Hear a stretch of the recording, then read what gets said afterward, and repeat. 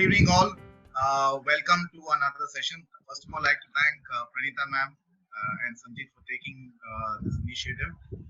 And we had an amazing couple of sessions by Fakhruddin and by Sabri sir. Last week, we had a lot of takeaways from that. And we are looking forward to Sanjeet's session as well. I'm pretty sure all of us are really excited to hear from Sanjeet and to take a lot of new learnings from him. So I won't keep you all waiting. Over to Sabri sir to introduce the man, Sanjeet Sudhir. Thank you. Evening to all of you. This is Sabri on behalf of Sanjeet. We're very, very happy to introduce this great person, Sanjeet Sudhir. We all know him through BNI, but before that, I just did some kind of research. This is what he used to do it. He has a passion in terms of driving, and he drove Himalayas and in bike, and he also these are some photos where he was there in US when after he completing his degree, he was there in US for a while where he was these pictures have been taken. And also the next one is that very, very interesting pictures are coming up. Please line up and see what else. See, have you ever seen? So he used to always see that, I was there in the Wall Street. We could see that picture that is 57th Street was there, and this is a dawn picture of Sanjeet when he was there in US. These pictures have been released. This was exclusive only for BNI members. That is, these pictures have been shared. And he also has a passion in terms of, he has a Fiat car, classic car, and he also formed part of a club where all the classic car owners are forming a club. This is one of the from the club. There was an event where they drove all the clubs. These are the pictures for your for your views, a treat for your eyes. And the next picture is going to come is very, very interesting. This is the one. We all privileged to attend his marriage. A lot of members who came later will be, for them, it will be like, so that is why I shared this marriage. I still remembers how both of them walked in that particular day. It was a treat for all of us to watch and attend his marriage. And especially Srinath sir was literally enjoying the whole day, and there's also a group of people. And this is what I want to say, compare with this Sanjeet and Shan. Shan is his son, who is a very cute guy, and his picture, and I'll show you something more about Shan if you want to really see it. He always goes in his father's way. This is the picture that has been taken when Shan visited my office, sitting in my chair and relaxing.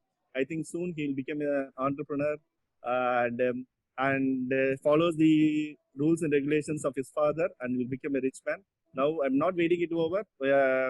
So I'll hand over to Sanjeet, who is, his mission is to basically help us in terms of making us rich by suggesting the right investments. Over to Sanjeet. Thank you so much. Sabri sir. Okay, I don't know where you got my pictures from Las Vegas and all that. But anyways, fine. Thank you so much for that wonderful introduction. I don't think anybody has been introduced so well. Thank you so much. So I think let's, go ahead with this session. See, the reason for this session is that we as business owners and entrepreneurs are always so caught up in our own businesses, in our own, running our day-to-day activities. So what happens is our personal finances take a back seat. It takes a back seat very subconsciously. Nobody ever comes and says that I don't want to save money for my family. I don't want to secure my, my future personal finances. Nobody says that. They say, I will do it tomorrow. I will get to it. I just have some urgent issues in my business. Once I take care of that, then I'm going to come back to this. But what happens is many times that never comes. Or secondly, even if it comes in a very, disorganized fashion. So here what I want to, put across is answer some very basic questions that I thought will be relevant for, most of us. Now, we all come from diverse backgrounds, and as you know, BNI does not repeat one profession. So every one of us are very different. So without spending much more time, let's get into the nitty-gritty of it. I will try to answer some questions again in the Q&A session if they are longer questions. Okay, I'll just have a okay, fine. So the first basic question is that why should I invest? And in many cases, for business owners especially, is that their business is their biggest wealth creator. Okay, and that is how they came to where they are today. So normally what happens is that anyway my business is there, it will take care of me. So here what we're talking about is that irrespective of how your business is in the next 5, 10, 15, 20 years, you still need to take care of a few things. So the basic things of why I should invest is to secure our future, right? Have peace of mind. Basically what money gives us. And I have a lot of clients who have, 100 crores of wealth, 50 crores of wealth, 10 crores of wealth. The basic idea is, what are you going to do with the money? But it gives you that peace of mind that if anything, if I'm in trouble, this money can come and save me. Second is, we all have, consumption that is going to come ahead in these years. So that consumption can be, basic necessities of life, or it can also be certain luxury items that I may, I'm not able to afford today. I want to save up and, be able to afford it tomorrow. We all have our dreams. Personally, for me, I would love to own a collection of vintage cars, right? So everybody will have a different dream. Some people's dream is to give away, most of their wealth.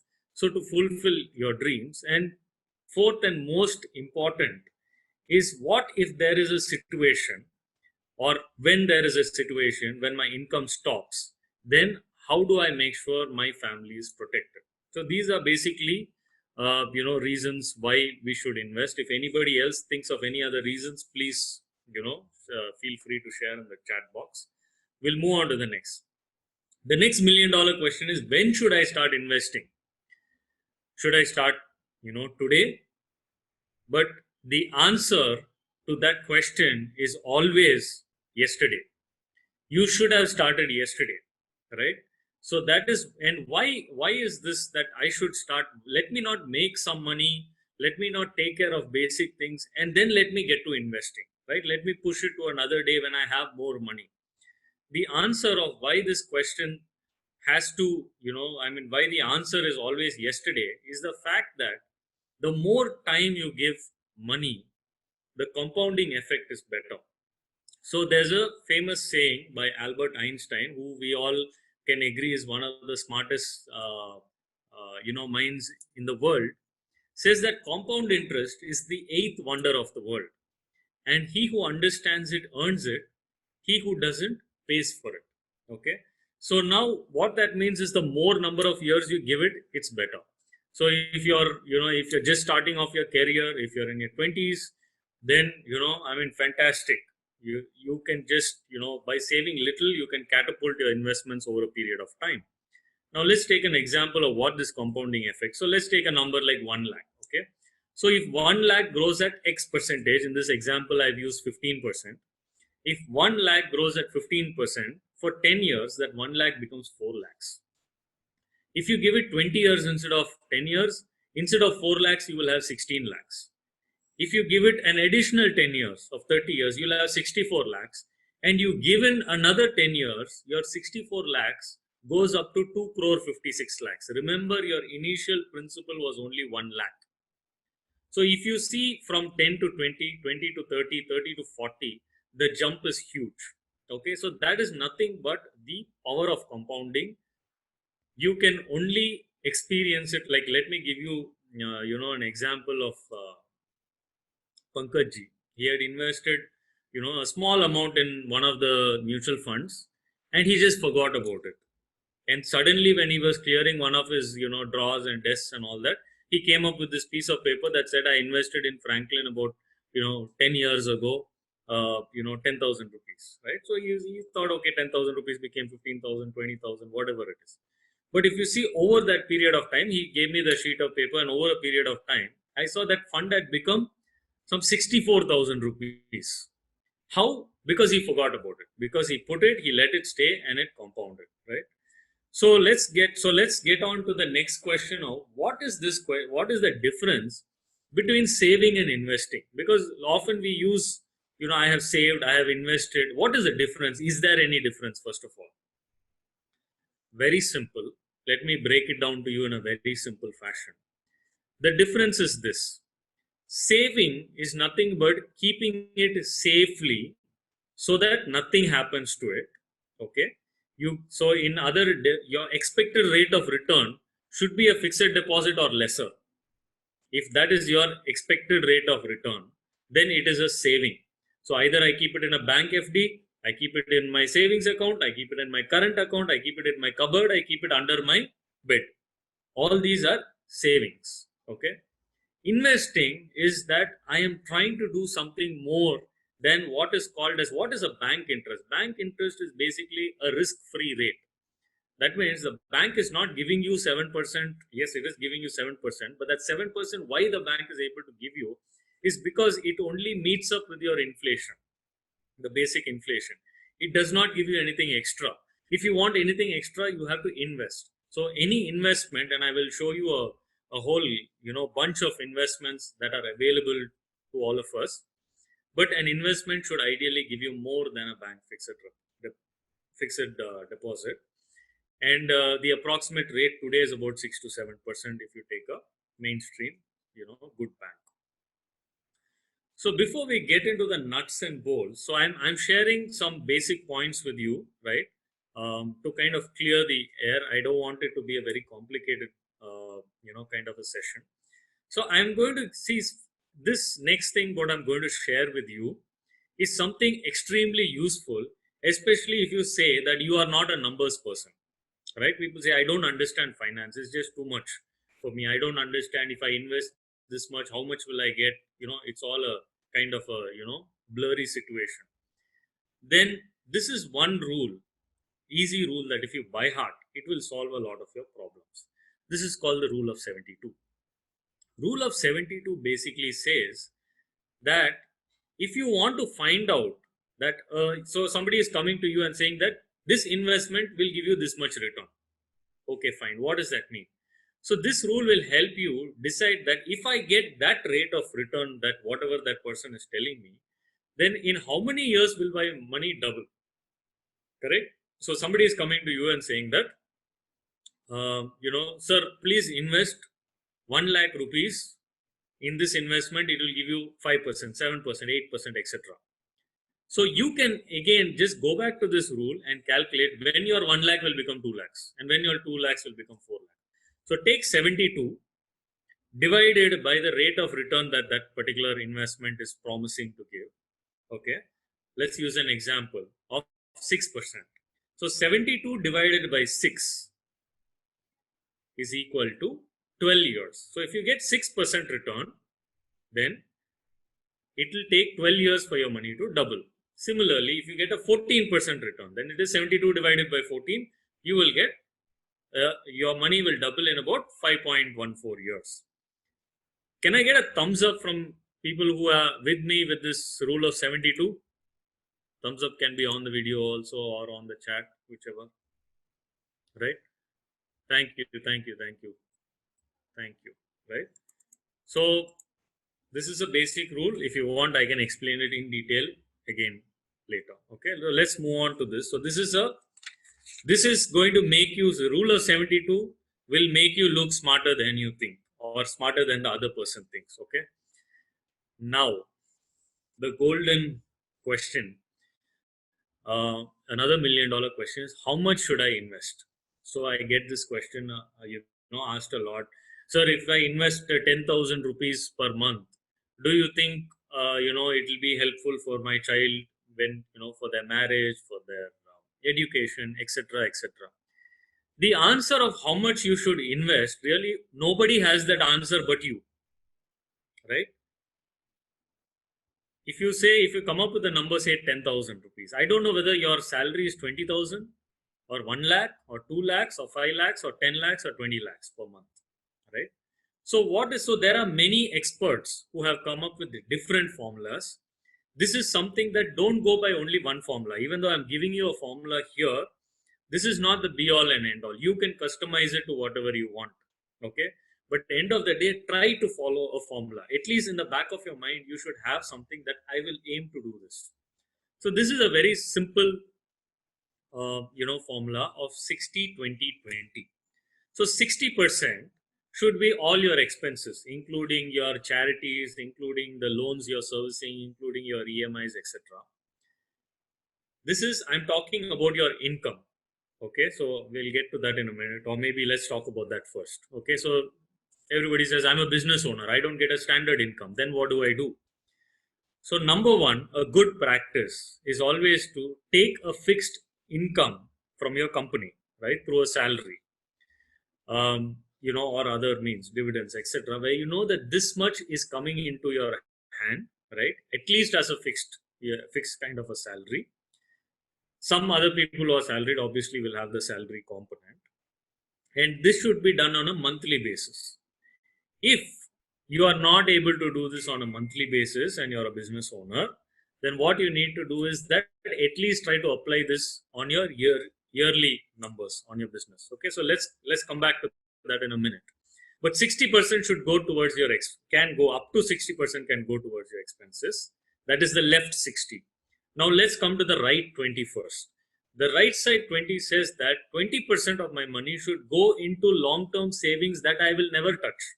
When I say never touch means, okay, maybe at some point I will touch, but something very distant, something 10 years, 15 years, 20 years, my retirement,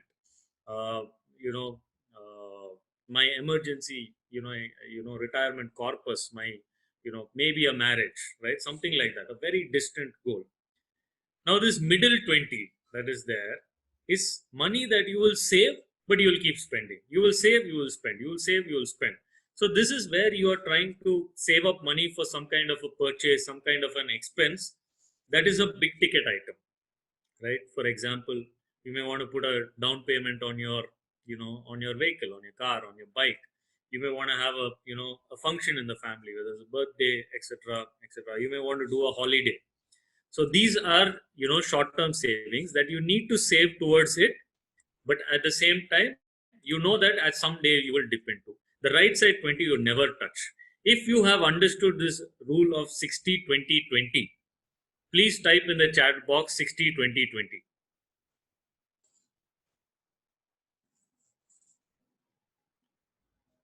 Okay, great.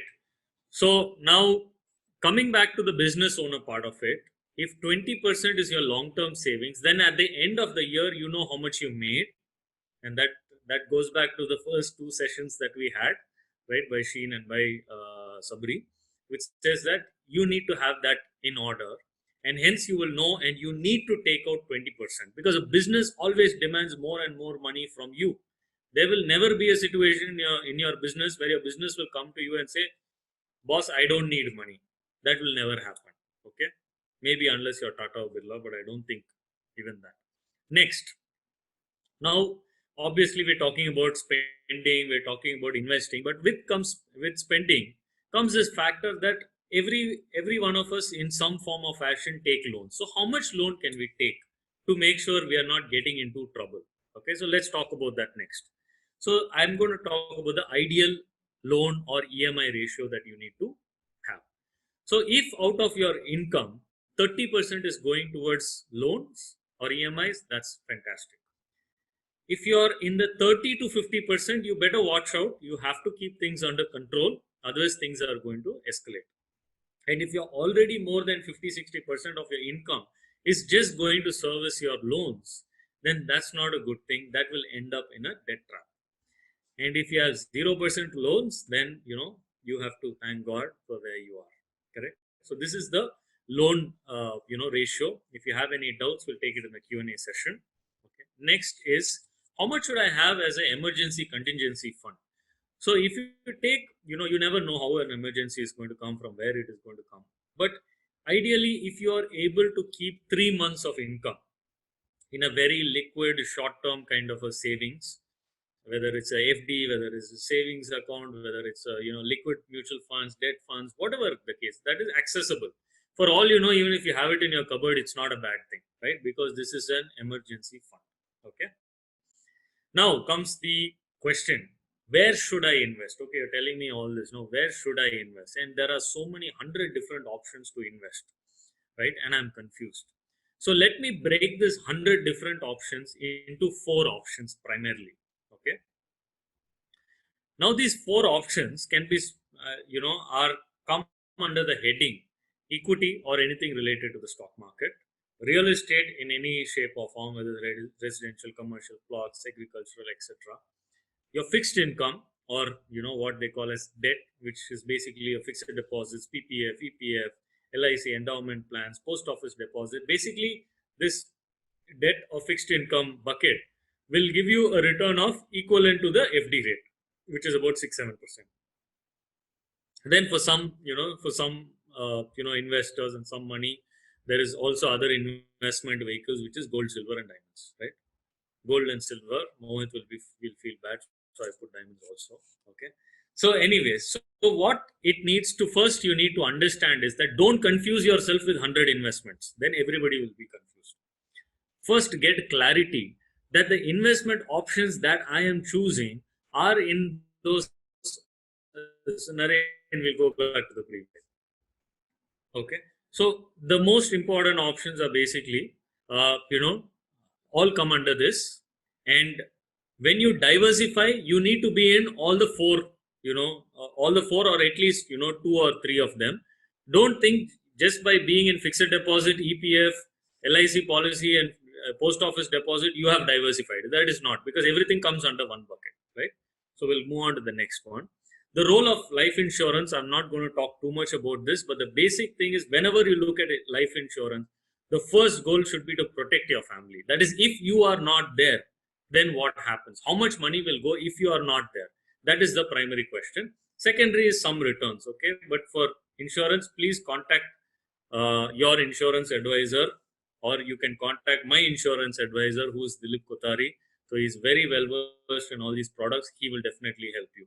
Second is health insurance, right? So health insurance, why is it important to have health insurance? Because of 2 reasons. Number one, health insurance, if you need to have a medical emergency and you will have to dip into your savings. You will have to dip into the first 20 or the second 20. So if you have health insurance, then you probably need not dip into those. The second thing is, Naren, we can move on to the next slide, right? So the next reason for health insurance is healthcare costs in India are escalating. Some statistics says that 17% is the rate of inflation in healthcare costs. Okay, so that is basically the reason. Again, please consult your insurance advisor. They know much more than me in this area. Fine. So now moving on. Now we need to understand that we are all in businesses, and as an entrepreneur, we are tuned and wired to be more optimistic than pessimistic. We always want to look at opportunity. That is how we are wired, and that is the reason why you are an entrepreneur, right? It is extremely rare that I come across a pessimistic entrepreneur who is also successful. He may be a pessimistic entrepreneur, but he will not be successful. So what I mean to say is that as business owners, we are always looking at the risk, at the reward more than the risk, but the risk is also there. And I need to make sure there is some vehicle, if possible, where even if I fall into a debt trap, even if there are sudden liabilities that hit me, either it hits me slowly on one day when I wake up, or it hits me over a period of 1, 2, 3 years, I need to make sure that there needs to be some avenues where the creditor cannot touch your money. And in India, there are only 3 avenues. I have listed out all the 3 avenues here. Number 1, money in provident fund cannot be touched by any creditor or cannot be attached. A private family trust. This is not a marriage trust. This is not a child trust. This is not a charitable trust. This is a private family trust. Okay, and I will give you those details more if you're interested on a one-on-one session. But money that is put in this trust cannot be attached. And there is something called as a Married Women Property Act, where when you take an insurance policy, if you tick this Married Women Property Act, right, then what happens is this basically will go to your spouse or your children. It cannot go to anybody else, spouse or children, and you have to do it only when the policy is, you're taking the policy, and you cannot change it after that. Okay. So in this, the most flexible option is the private family trust. But having said that, all the three give you the protection. Okay. Next, final question. How many of you have seen, movies where the first scene will start with, somebody will pass away, then the lawyer will come, will read out the will, and then the whole story starts. How many of you have seen? Can you raise your hand? Okay. Yes, all of us, right? Okay. Now, will in India is normally treated as a suspense document, right? And in many cases, there is no will also, because people always assume that the best, right? They don't assume the worst. They think, anyways, my family is all okay. There are no disputes. Everything will go on fine. But a will is necessary, and for lack of time, I'll not go into what are the different complications that can come because of not having a will. But there are 3 items that need to be there for a will to be solid. Number 1, it should be well thought out. A person needs to think, if I'm not there today, then how will my wealth, that is my desires, should be what should be written in the will, right? So I need to think about it clearly. Second, after I need to think about it, I need to transfer my thoughts onto paper. So it has to be well documented, because only then another person, because will is something that when a person is not there, that is where it comes into force. So there needs to be somebody else that can bring your wishes to fulfillment, and for that the only proof is a document. Number 3, what we also advise is well communicated. So this is what I was saying, when you guys would have watched a movie where it's a suspense, nobody knows. But in a good will, it needs to be communicated to at least the more mature members of the family that this is what I've written, this is my wishes, this is how it should go. So a will is necessary not only for the richest of the rich, but for anybody who has assets in their name. Okay, either physical assets or financial assets. So I would like to, probably move on to the Q&A, because I hope, I was able to answer at least a few questions.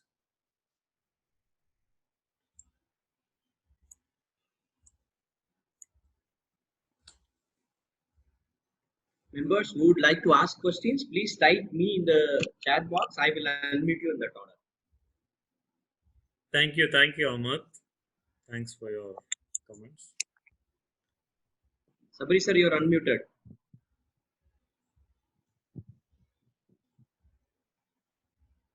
Sabri sir? Hello. Yeah. Sanjeet, I just want to ask you only one thing, Sanjeet. In that will, post that there is something called a probation of the will. Is it so complicated, and is it? Yes. Is it something where most cost of involved in it? Is it considering that? Is it still you'll suggest for a will to be present, or can you give me a little more clarity on that particular part? Correct. Also? Okay, Sabri sir, thank you for this question, because for the lack of time, I was not able to cover this, but it's an excellent question. Okay. Now, many people do not do a will because there's a cost. So if you are in the 3 presidencies of Bombay, Madras, and Calcutta, okay, if you live in any of these 3, places, then a will needs to be probated. What does probate mean? A probate means that even though I write my will on a piece of paper or on a stamp paper, get it registered also, the court needs to authenticate and say that yes, this is only his last will, this is only the correct will. For that, the court and the lawyers will take a fee. Okay, the fee comes to about 5, 6, 7% of my entire wealth. So then the question is that if I have a wealth, why should I pay somebody else so much of money to just say that yes, this is my will? So I'd rather not do it. Okay. So the answer to this question is that a good will is a will that never gets used. Because if I have well thought out, I have well documented, and I have well communicated, then there will be no confusion for my will to be used. But in some cases where family dynamics are very different and whatever you've done, it will end up in a problem. Then it is worth going to the court, getting it probated, and paying that 4, 5, 6%, whatever it is, because there is no other option. So thanks for that question. But the best will is will that does not get used, but you need to have it. Chaudhary sir, you are unmuted. You can ask question.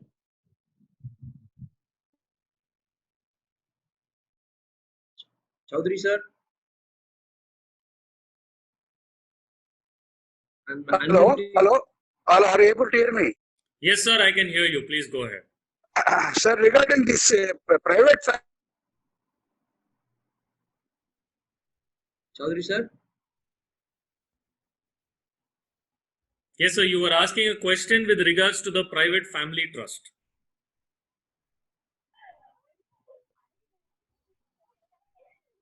Chaudhary sir. Is it HUF? Private family trust means is it HUF? Okay, sir, that's also a very a very good question. Is an HUF a private family trust? No.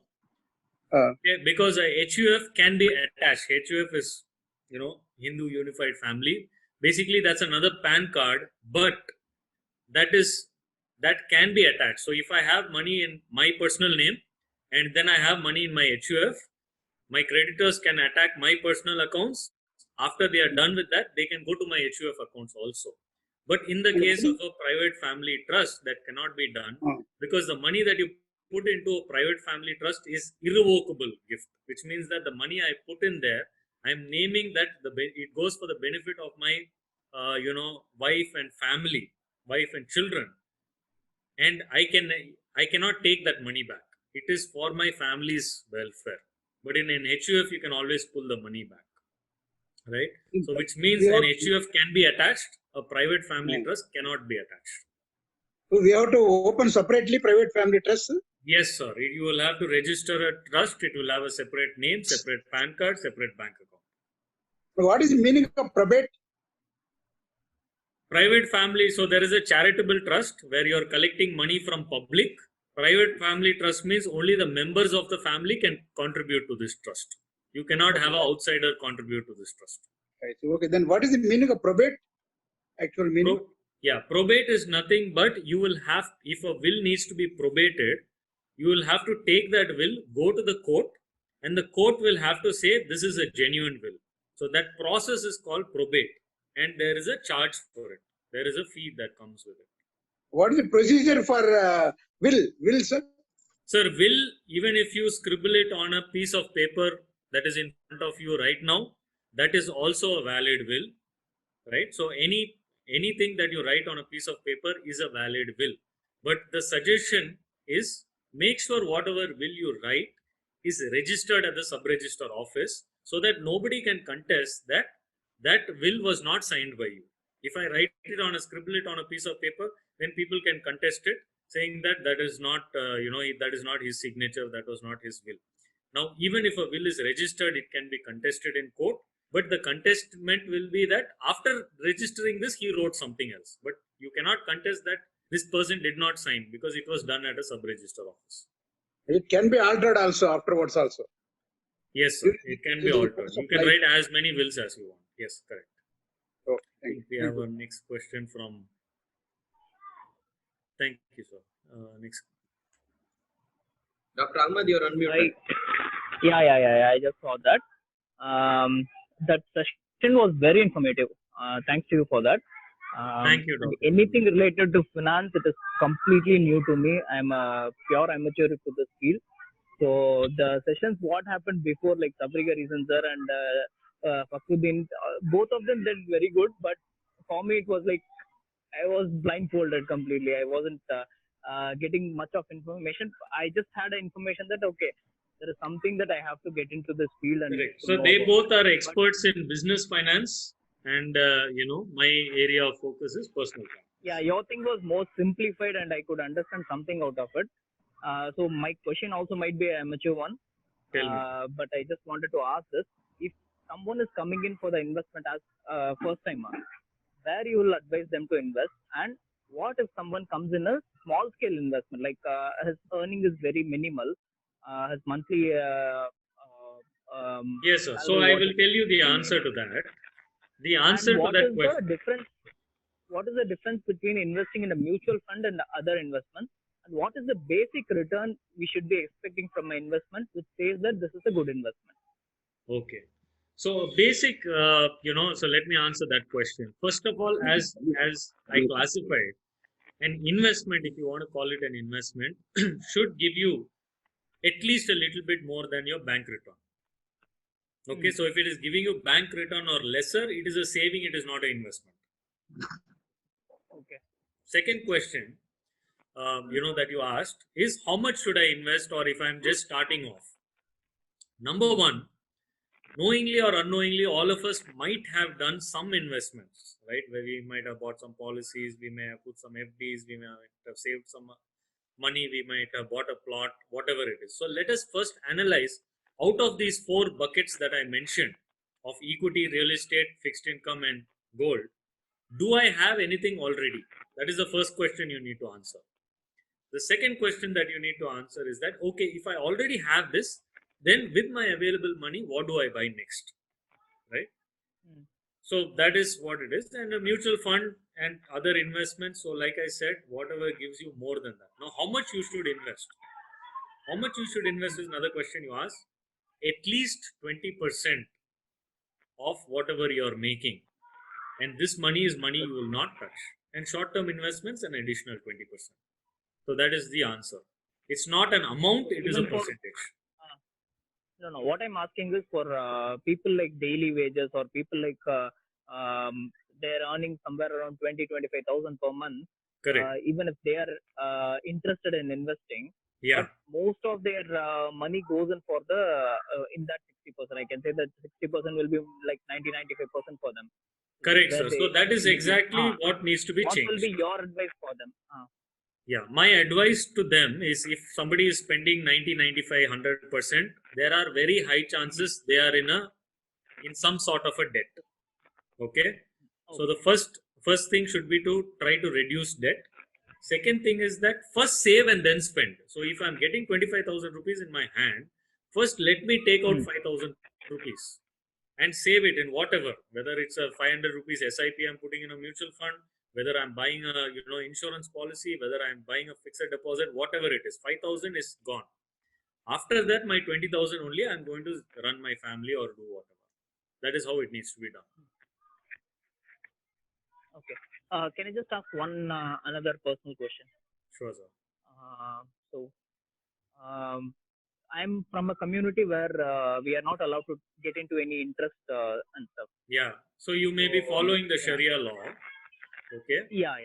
Okay. So there are. What will be your advice for people like us? Like I've got a lot of people like that, so they don't invest in anything which has got interest. Correct. And even they are like. I will tell you, sir. I will tell you. They have to invest into mutual funds because they doubt what if it has got some interest around it. Yeah. So I will tell you. So if you are, Sharia law basically says I cannot take interest, but I can take profit or capital gain. So you will have to look at investments which give you equity returns or capital gains, such as shares, such as mutual funds. Mutual funds, the difference between a fixed deposit and mutual fund is in a mutual fund it comes as capital gain. In a fixed deposit it comes as interest. So the only way for you to invest is you will have to go and find investments which are not termed as interest but are termed as capital gain. Okay. I can advise you offline on that also. Yeah. Thank you, sir. Hello. Yes, sir. Mr. Sanjay sir, it is very, very excellent, very informative class. So it's very useful to me. In fact, this private family trust is, it's a new thing to me. I've just heard about it. In fact, I heard about it here, there, but I don't know much about it. So it looks like it is very important, this private equity fund, trust, is it? So that is one. And I just wanted to ask you one question regarding the bill. So is it really required actually for a nuclear family, for a small family, the will is really required? It's even otherwise, if there is a death, of a person, the property or whatever it may be. Sir, anybody can. So let's take a very nuclear family. Family member. Yeah, please go ahead, sir. Yeah, that's what. So Okay, if, sir. suppose if there is a bigger family, then there may be the will may be required. But for a smaller family, is it really required? Because it is a little complicated. Also, we have to probate the will, or we have to go to the court of law. No, so yes, I'll answer that question. So otherwise, in it a is very for a small smaller family, let's take father, mother, Yes. child. Okay, it's only 3 people. Let's assume, right? That's the smallest. Yes. Okay, family. So even in that case, see, probate is something that only if you use the will. I'm saying make a will. You don't need to take it to court. And court, this probate only is in Chennai, Bombay, and Calcutta, right? But anyways, we are all in Chennai, so let's assume probate is there. But the idea is not to probate the will, not to use the will. See, anybody can claim rights on anybody's property, sir, on anybody's investment, right? So it's always a hygiene factor that have this in place. See, why should I have nomination in a bank? I can even do it without nomination. But the idea of having a nomination is that if there is any confusion, the transition is smooth. So for the smoothest transition, this is a simple document, right? It need not be complicated. You can do it yourself. You don't need to pay, thousands and lakhs to a lawyer. Even you can do it. I can share a draft with you also if need be. It's a good hygiene item to have. It's good to have it. So better we can have a will, but there is no need to probate all those things. Exactly. It's a normal document. We can prepare it and we can just keep it there. Absolutely. Absolutely. Excellent. Thank you very much. Welcome. And about this private family trust, is that formalities are much about about opening a trust like other trusts, or it is different? So that we'll have to examine on a case-to-case basis, sir. That if you want, I can help you offline. Fantastic. Okay. Thank you so much. Hi, Sanjeev. Ji. How are you? Good, sir. How are you, sir? Very interesting. Thank you, sir. Same thing I want to ask about this private family trust, what you're talking about. Okay. Is you said once you put in, you have a trust and you put in some funds. Yeah. You cannot withdraw from that? No, you can. So what I meant is, so let's take the, husband, wife, and 2 children, okay, in a family. Okay. Now, husband has made this trust where he's the managing trustee, which means he controls the trust. And the other 3, that is the wife and the children, are beneficiaries. They get to enjoy the trust. So the reason for creating this trust is that tomorrow, if there is any problem in the, in the business or whatever, the lifestyle of the family needs to be maintained. They need to make sure that, their school fees are taken care, marriages happen, they are, living in a proper house. That's the whole idea. Now, when I say you cannot take the money back, the husband cannot pull it back into husband's bank account. But that money can be, it can be routed to the daughter's account, to the son's account, to the wife's account, right, for their expenses. So the person who is actually putting the money cannot enjoy it in his lifetime. Correct. Because the husband is the one, in this example, the husband is the one who's carrying liabilities. If the husband can take that money back, then the creditor can also come and say, now you take the money out of the trust and pay me. Because he is not able to pull the money back is the reason the creditor also cannot. Okay, that is the idea. That's why it's secure. Very good. Yes. Understood very clearly. Okay, thank you. The other one is about that 60-20-20 that we were talking about. Yes. And yes, the right 20, which you said we will not touch. Yes, sir. That investments. Now, one is that what you said was certain investments will just keep it growing to a certain extent where it will match inflation, inflation, right? Now, the rest of it, how do we, see, we can't put all the eggs into one basket out of the 20%. Yes. So we have to, I think, I feel that we have to invest it in different, whether it's mutual funds or I think we absolutely gold and something. Absolutely. So what are the avenues where we can get returns, decent returns, apart from only this mutual fund or equity? Yeah. So there are 4 buckets, sir. Right? Equity is one bucket. Real estate is another bucket. These 2 buckets give you more returns than other buckets. Okay. Normally, in a normal course of things, in a longer point of view, if you take the other 2 buckets of fixed income and debt and gold, they do give you returns, but more than returns, they give you safety. Right? So ideally, a good investment needs to be split into 3 or 4 of these buckets. That is for the last 20. That is the 20 which you are looking at long-term investments. And for the interim 20, that is, you're saving up for the next 2 years so that you can, upgrade your car, or there are some functions in the family, or you're going on an international trip. That you can put it in anything, like which is liquid. That needs to be liquid. You can't lock that money up because you need that money in, 1 year, 2 years, 3 years. Short term. Short. So even a fixed deposit, depending on your tax bracket, etc., we can recommend sort of things. So that's the whole idea of the last 20 and the middle 20. Okay. Thank you, Sanjeev. Thank you, sir. Kavita, I'm trying to unmute you. I'm unable to do it, so I'm unmuting Ajit sir for this. Ajit sir, you're unmuted.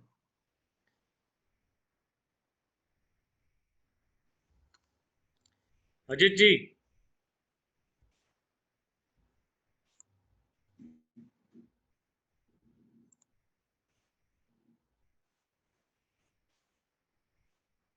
Okay, let me see whether.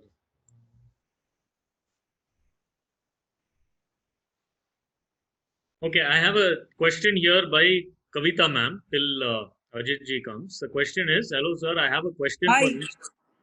Hi Sanjeet.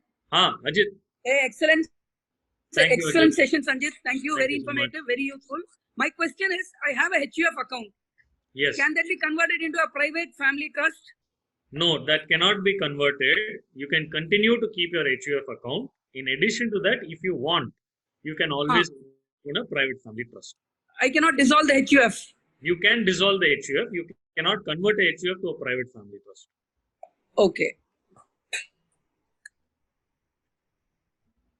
That's it. Thank you, Ajay.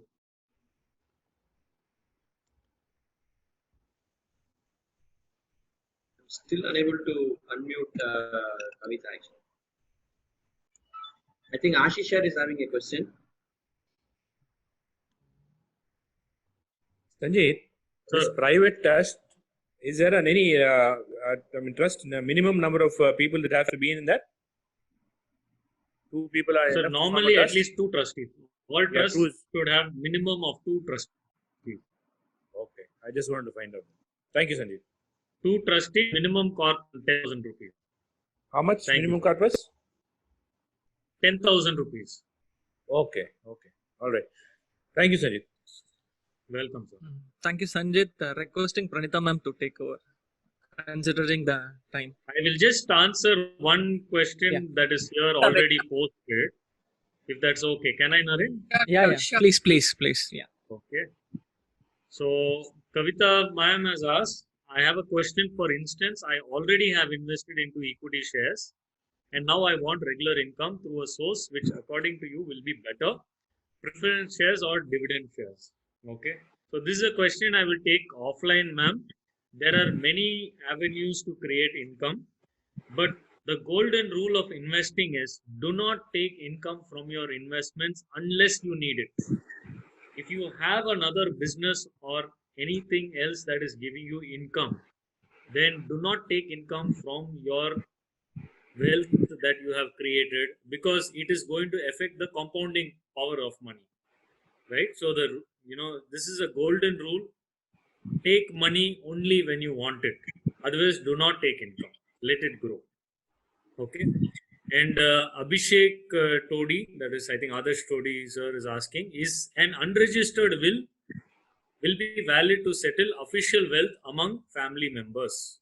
Yes, sir. Sir, will need not be registered. Even if the will is not registered, it is a valid will in the court of law. Yes. That is the answer to your question. I hope I have answered everything. I think you've done excellently, Sanjeev. Look at the energy and the questions that have continuously flowed in. I mean, as business owners, all of us have income, and we are so focused on getting the income to keep the machine going. We hardly ever pause to answer the question, okay, where do we start saving? So your tip of 60, 20, 20 is something that I'm sure I'm going to pay attention to. And I'm sure a whole lot of people today would have gained from what you have shared with us. It was an excellent presentation, and thank you so much for all the time and energy and effort that you put in framing the questions to a way that is understandable for all of us. It is diverse businesses, but diverse understandings also. So thank you, Sanjeev. Welcome. And